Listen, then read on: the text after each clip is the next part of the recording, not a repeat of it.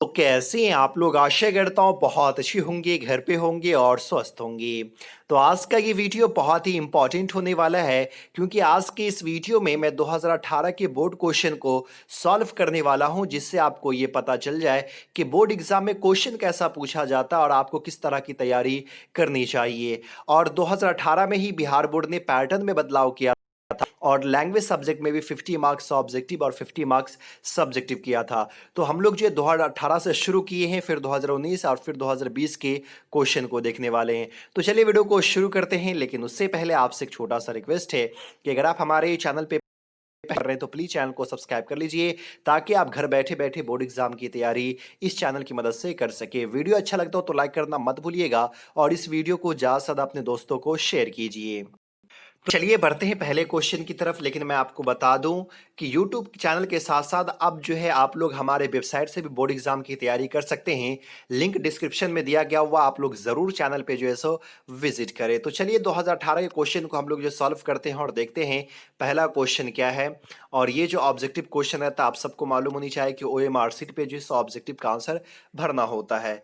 तो पहला क्वेश्चन कह रहा है बाल कृष्ण भट्ट की रचना बातचीत क्या है। यानी कि बातचीत जो बाल कृष्ण भट्ट की जो रचना है वो क्या है। तो ये जो है सो निबंध है, तो सही आंसर क्या हो जाएगा? डी हो जाएगा।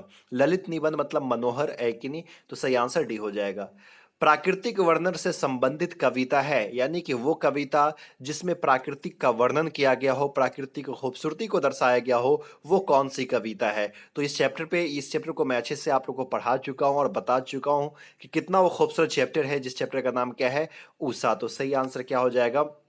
बी हो जाएगा। चलिए अगले क्वेश्चन को देखते हैं। अगला क्वेश्चन है अर्धनारीश्वर का किस विधा से संबंध है। यानी कि अर्धनारीश्वर जो है वो कौन सा ये विधा में है। वो निबंध है, एकांकी है, कहानी है या व्यंग है। तो अर्धनारीश्वर आप सबको मालूम होगा, अगर वीडियो देखे हैं तो। अर्धनारीश्वर भी क्या है? एक निबंध है, तो सही आंसर ए हो जाएगा। प्रगति और समाज किनकी रचना है। लेकिन प्रगति और समाज जो है वो किनकी रचना है, तो सही आंसर क्या हो जाएगा? बी हो जाएगा, नामवर सिंह, यानी कि बी। त्रिश के रचनाकार कौन है। तो त्रिश जो है इसके रचनाकार कौन है? उदय प्रकाश है। तो देखिए यहाँ पे आप लोग को मैं पहले भी वीडियो बना करके बताया था कि ये जो लेखक है, ये लेखक के बारे में बहुत ज्यादा क्वेश्चन पूछा जाता है कि कौन सा चैप्टर किस लेखक के द्वारा लिखा गया हुआ है। और 2018 पहला साल था ना, पैटर्न में जो बदलाव हुआ था, इसीलिए वो सिर्फ और सिर्फ लेखक के बारे में ही जो है ना क्वेश्चन जो सो पूछा गया है। और उम्मीद करते हैं कि इसी तरह क्वेश्चन 2021 एग्जाम में पूछा जाए, क्योंकि लॉकडाउन की वजह से बच्चे लोग तैयारी अच्छे से नहीं कर पाए। तो इसीलिए बहुत ही सिंपल क्वेश्चन पूछा जाएगा। और मुझे ऐसा लग रहा है कि जो पैटर्न, जिस तरह क्वेश्चन 2018 में पूछा गया, सेम उसी प्रकार का 2021 में पूछा जाएगा। और ये जो क्वेश्चन है ना, ये आर्ट्स का है और मैं साइंस का भी लेकर के आऊंगा। ये आर्ट्स का क्वेश्चन है, क्योंकि आर्ट्स के लिए अलग से क्वेश्चन पूछा जाता है और ये साइंस का अलग से। दोनों का सिलेबस एक ही है, लेकिन अलग अलग डेट में एग्जाम होता है, इसलिए क्वेश्चन जो है सो अलग होता है। लेकिन आर्ट्स, कॉमर्स, साइंस का जो है तीनों का सिलेबस एक ही है, एक ही जो है सो किताब है, लेकिन अलग डेट में होने के कारण क्वेश्चन जो है सो अलग पूछा जाता है। चलिए अगला क्वेश्चन है, इनमें से कौन सी रचना ओम प्रकाश वाल्मीकि की है। तो ओम प्रकाश वाल्मीकि जो लिखे हैं वो कौन सा चैप्टर लिखे हैं? जूठन लिखे हैं, तो सही आंसर सी हो जाएगा। हंसते हुए मेरा अकेलापन के लेखक है। तो हंसते हुए मेरा अकेलापन के लेखक जो है सो वो मलियज है, तो सही आंसर भी हो जाएगा। एक लेख और एक पत्र के रचनाकार है। तो एक लेख और एक पत्र जो लिखे हैं वो किसने लिखा है? भगत सिंह। ओ सदा नीरा के लेखक कौन है? तो ओ सदा नीरा बहुत ही अच्छी कहानी है। ओ सदा नीरा में जो है एक निबंध है, और कुछ दिन पहले ही मैं जो है सो ओ सदा नीरा पे जो है सो वीडियो बनाया था। तो ओ सदा नीरा जो लिखा गया हुआ जगदीश चंद्र माथुर के द्वारा, तो सही आंसर जो है सो ए हो जाएगा। अगला क्वेश्चन है, जे कृष्ण मूर्ति की इनमें से कौन सी रचना है। तो जे कृष्ण मूर्ति की जो रचना है वो कौन सी है? शिक्षा। तो सही आंसर जो है सो डी हो जाएगा। करबक के रचयिता है। तो करबक किसने लिखा है? तो मलिक मोहम्मद जियासी, यानी कि सही आंसर सी हो जाएगा।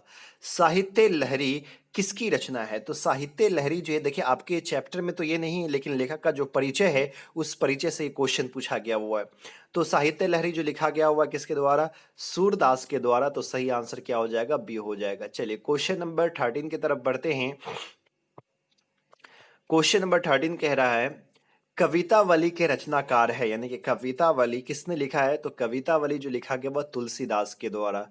छात्रसाल दशक के रचनाकार है। तो छात्र, ये देखिए, ये तीनों क्वेश्चन जो है सो लेखक के, कवि के परिचय से जो सो पूछा गया, और परिचय में जो उनकी कृति होती है कि कृति, ये कृति किनके द्वारा लिखा गया हुआ है, वहां से क्वेश्चन सब लिया गया हुआ है। तो छात्रसाल दशक के रचनाकार जो है वो भूषण है, तो सही आंसर सी हो जाएगा। जयशंकर प्रसाद किस वाद से संबंधित है? तो ये जयशंकर प्रसाद जो है वो छायावाद से है, तो सही आंसर ए हो जाएगा। अगला क्वेश्चन है, पुत्र वियोग किसकी रचना है? तो पुत्र वियोग जो है सुभद्रा कुमारी चौहान की, और बहुत ही अच्छी कविता है कि माँ के जीवित रहते हुए अगर एक बेटे की मृत्यु हो जाती तो माँ कैसा महसूस करती है, इसके बारे में सुभद्रा कुमारी चौहान जो है सो पुत्र वियोग में बताती है। जनजन का चेहरा एक के रचनाकार कौन है? तो जनजन का चेहरा एक के जो रचनाकार है वो गजानन मानव मुक्ति बोध है, तो सही आंसर ए हो जाएगा। रघुवीर सहाय का जन्म स्थान कौन सा है? तो रघुवीर सहाय का जन्म स्थान कौन सा है? लखनऊ है, सही आंसर बी हो जाएगा। प्यारे नन्हे बेटे को किसकी रचना है? तो प्यारे नन्हे बेटे को जो है लिखा जो गया है विनोद कुमार शुक्ल के द्वारा, तो सही आंसर ए हो जाएगा। हार जीत के रचनाकार है, तो हार जीत के रचनाकार कौन है? अशोक बाजपेयी, सही आंसर ए हो जाएगा। अमृत का पर्यायवाची है, तो अमृत का पर्यायवाची क्या होता है? सुधा होता है, तो सही आंसर ए हो जाएगा। अशव का पर्यायवाची होगा, तो अशव का पर्यायवाची तुरंग होता है, यानी अशव का मतलब क्या? घोड़ा, तो सही आंसर जो है तो इसका सी हो जाएगा। वन में चढ़ने वाला, तो वन में चढ़ने वाला को हम लोग क्या कहते हैं? वनचर, यानी कि जो जंगल में रहता हो, वन में जो चढ़ता हो, तो उसको वनचर, तो सही आंसर सी हो जाएगा। स्वीकार करने योग्य, यानी स्वीकार करने योग्य स्वीकृति, तो सही आंसर सी हो जाएगा। जिस पुरुष की स्त्री मर गई हो उसे क्या कहते हैं? तो जिस पुरुष की स्त्री मर गई हो उसको हम लोग क्या कहते हैं? विधुर कहते हैं। तो आज के इस वीडियो में हम लोग जो है सो कितना क्वेश्चन देखे? 25 क्वेश्चन। फिर 25 क्वेश्चन जो है अगले वीडियो में देखेंगे, और उसके बाद जो है सो हम लोग जो है सो साइंस के क्वेश्चन को देखेंगे। उम्मीद करता हूँ ये वीडियो आपको अच्छा लगा होगा। अगर अच्छा लगा है तो लाइक कीजिए, शेयर कीजिए, और हमारे चैनल को सब्सक्राइब कीजिए। और एक बात और, कि अगर आप बोर्ड एग्जाम की तैयारी कर रहे हैं और 2021 में आप बोर्ड एग्जाम देने वाले हैं, तो आपके लिए मैं इंग्लिश 100 मार्क्स और हिंदी 100 मार्क्स का स्टडी मेटेरियल तैयार कर चुका हूं, जो आपको पीडीएफ के रूप में मिलने वाला है। अगर आप इस नोट से तैयारी करते हैं तो आप बोर्ड एग्जाम में अच्छा खासा नंबर लेकर के आ सकते हैं। और इस नोट्स को पढ़ने के बाद आपको किसी भी तरह के नोट्स या गेस्ट पेपर को पढ़ने की जरूरत नहीं पड़ेगी। अगर आप इसे खरीदना चाहते हैं तो इसके लिए आपको कुछ पे करना होगा। इसका चार्ज 180 रुपया है, इंग्लिश का 100 और हिंदी का 80। आप हमें 8083216409 पे पेटीएम या फोन पे या गूगल पे से पेमेंट कर सकते हैं, और उस पेमेंट का फोटो लेकर के व्हाट्सएप पे भेज दिए।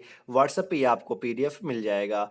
वीडियो शेयर कीजिए, लाइक कीजिए और चैनल को सब्सक्राइब कीजिए। फिर मिलता है अगले वीडियो में, तब तक के लिए बाय।